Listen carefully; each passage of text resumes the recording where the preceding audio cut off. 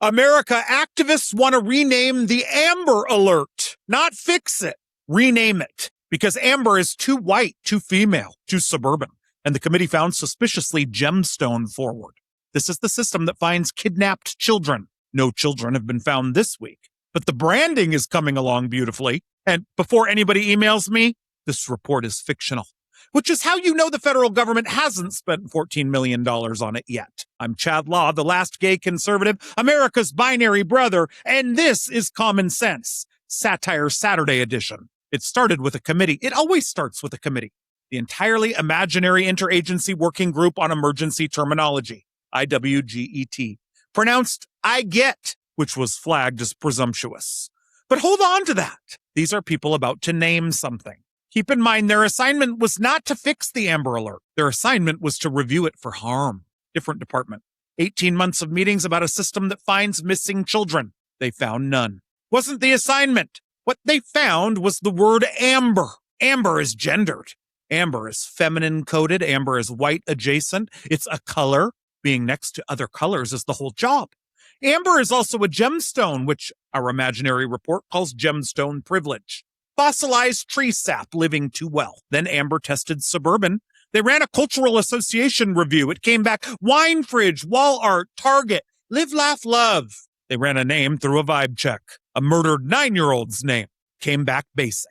Amber also sits between yellow and orange, which troubled them because neither color was consulted. Somebody get orange on the phone. 22 meetings, 4 working groups, 47 tote bags. And somewhere in there, Denise from Community Language Compliance raised her hand and she said she wanted to create space around whether the child necessarily wanted to be located. And nobody threw a chair. That is where civilization failed. But here's the finding. Here's the one. The system is named for a real little girl from Texas in 1996, 9 years old, taken out of her own neighborhood and killed.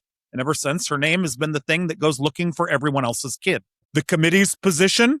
Naming a national system after a single individual centers on one narrative. Centers a narrative. That's what we're calling her now. They didn't fight the kidnapping. They fought the noun. All right, name's gone. Now the sentence. The original alert said, 9-year-old girl kidnapped in a blue Honda westbound on I-20. 16 words, give or take. Everybody in 3 counties knows what happened and what to look for. The committee read those 16 words and saw 16 emergencies. Girl? That assumes gender. Kidnapped assigns blame. Blue imposes your perception onto the Honda. 9-year-old? But age is fluid. Westbound presumes intent. He took a child in a Honda. I'm okay with presuming intent. And I-20 excludes Americans who identify as frontage road curious. So the girl became a person of developmentally evolving age, 9 syllables to avoid saying girl. The man who took her became an unlicensed transportation provider. That's an Uber with a warrant. And she became a participant with incompletely documented enthusiasm. A participant in what? Where's the sign-up sheet? Rescue went too. Rescue implies a hierarchy of competence. It sure does. That's the entire point of a rescue. Even alert didn't survive. Alert assumes something is wrong, and wrong is judgment. So it became a notice. But a notice expects the public to notice, and noticing is surveillance. So it became an update. Your kid is gone, and the government is sending you an update. And that sound, the one that stops your heart at 2 a.m, got flagged as sonically aggressive. It's now a tone the documentation describes as more inviting. And you can swipe it away without reading it to protect you from an unconsented emotional experience. So the alert is optional now. And then the line that ended me, not every missing person identifies as found. Somebody typed that with a cursor blinking at them, and nobody in that building stopped.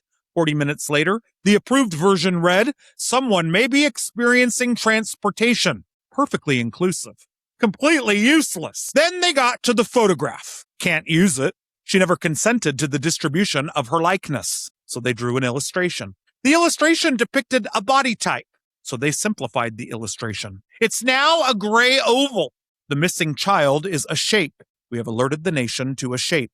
No age either. Age is fluid. No description. That's appearance-based bias. No plate for privacy. His privacy. We are protecting the data of the guy in the car.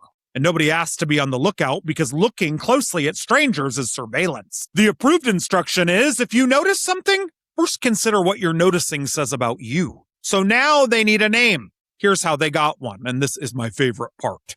They didn't pick one. They deleted every word they'd banned: child, missing, abducted, parent, rescue, alert, and 3 words survived: person, absent, temporarily. P-A-T. Pat! Oh, this is spectacular. And nobody noticed for 11 days. Letterhead, laminated training materials, an award, lanyards, 22 meetings, 4 working groups, a federal budget, and not one person in that room ever said it out loud. Somewhere there is a man named Doug who proposed person absent temporarily, drove home, and told his wife he'd had a good day.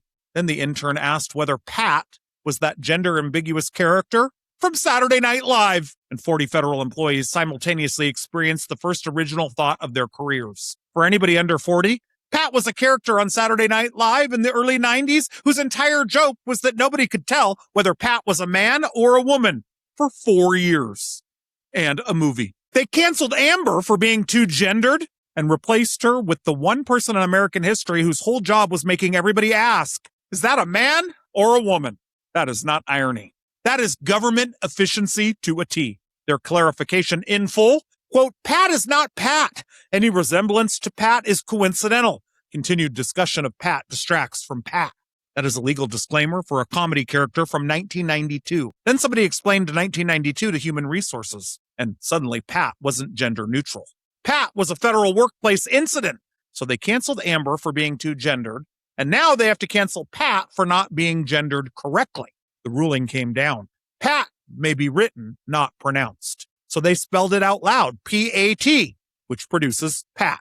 So the name became 3 seconds of silence, except federal rules require the alert to be audible. So the silence has to be announced. The announcement runs 11 seconds. You cannot run an emergency broadcast on a word you are not allowed to broadcast. So they shipped it. At 2 a.m, every phone in Texas received this emergency message. Someone may be somewhere with somebody in something. That is not an Amber Alert. That is the plot of every Liam Neeson movie.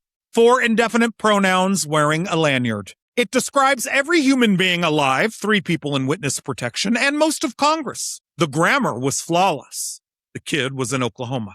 Then it multiplied. The kidnapper is an unlicensed transportation provider, person assisting transportation, Pat. The mother is an individual awaiting return, person awaiting them, Pat. So Texas received, Pat is asking the public to help locate Pat, who was last seen traveling with Pat. Somebody asked, which Pat? The written response, the question assumes Pats are distinguishable. Meanwhile, every American named Pat got that alert at 2 a.m. with their own name in it. 911 took 400 calls in the first hour. Most were Pats checking whether they were actually missing. Then the complaints from people named Pat, from people formerly named Pat, from people who have at some point been asked whether they are Pat, from one man who has never been called Pat in his life but wanted it on the record that he could be, and from a woman actually named Pat in Lubbock who called to report that she was okay. She was informed that her being fine could not be confirmed at this time. Then temporarily was removed because it presumed the person would come back. Pat became P.A. Pennsylvania sued. So then they shortened it to P. Your phone buzzes at 2 a.m. and it just says P. One letter from the government at 2 a.m. That's not an Amber Alert. That's a ransom note that just gave up. Americans who reject the binary between present and absent were given their own working group. It has not met. Meeting implies presence. The language police arrested themselves. And then, one Tuesday, Amber quietly came back. No announcement, no apology. Pat went into a filing cabinet somewhere next to the metric system. 18 months, 22 meetings, 4 working groups, 1 gray oval. They began by erasing the name of a real murdered little girl. They ended by apologizing to a fictional person named Pat. And the alert that actually finds the children still says, 9-year-old blue Honda, plate ends 447 westbound on I-20. Westbound. I said it. So come and get me. I'm Chad Law, the last gay conservative, America's binary brother, and this has been Satire Saturday. God bless you, President Reagan, and as always, may God save America. It's wonderful. It's marvelous that you should care for me. Yes, you've made my life so glamorous. You can't blame me for feeling amorous. Oh, it's wonderful. It's should care for me. It's wonderful, it's marvelous, glorious, it's glamorous.